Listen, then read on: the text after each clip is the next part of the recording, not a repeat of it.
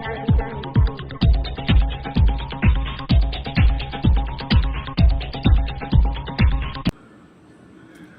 Friends, TNPSC 2024 கேட்கப்பட்ட ஒரு கேள்வி. ஒரு குடும்பம் உணவகம் ஒன்றுக்கு சென்று உணவுக்காக ரூ. 350 செலவிட்டு கூடுதலாக சரக்கு மற்றும் சேவை வரியாக 5% செலுத்தியது எனில் அதில் மத்திய மற்றும் மாநில சரக்கு மற்றும் சேவை வரியாக செலுத்தப்படும் தொகை என்ன? அதாவது இந்த கொஸ்டின் என்ன அப்படின்னா, உணவுக்காக எவ்வளவு கொடுக்குறாங்க? 350 ரூபா அவங்க செலுத்துகிறாங்க ஹோட்டலில். அதில் அவங்க ஜிஎஸ்டி எவ்வளோ பே பண்ணுறாங்க அப்படின்னா, அந்த 350 ரூபாயில் 5% பே பண்ணுறாங்க. இப்போ அந்த ஜிஎஸ்டி மத்திய கவர்மெண்ட் எவ்வளவு எடுத்துக்கும், மாநில கவர்மெண்ட் எவ்வளவு எடுத்துக்கும் அப்படின்னு கேட்டிருக்காங்க. அதாவது 350ல் 5% எவ்வளவுன்னு கண்டுபிடிக்கணும்.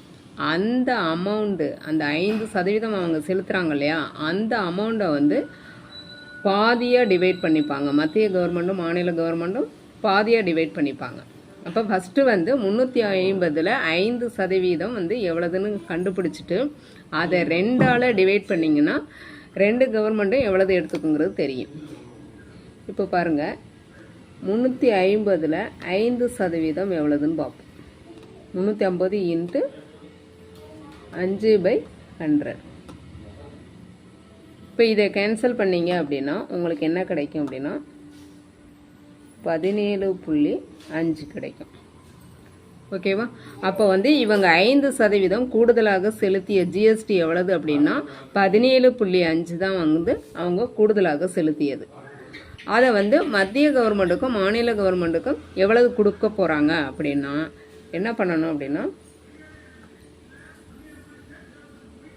இந்த 17.5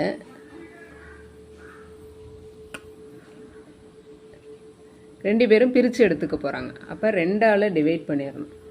டிவைட் பண்ணிட்டீங்க அப்படின்னா உங்களுக்கு 8.75. அப்போ மத்திய கவர்மெண்ட் 8.75ம் மாநில கவர்மெண்ட் 8.75ம் எடுத்துப்பாங்க.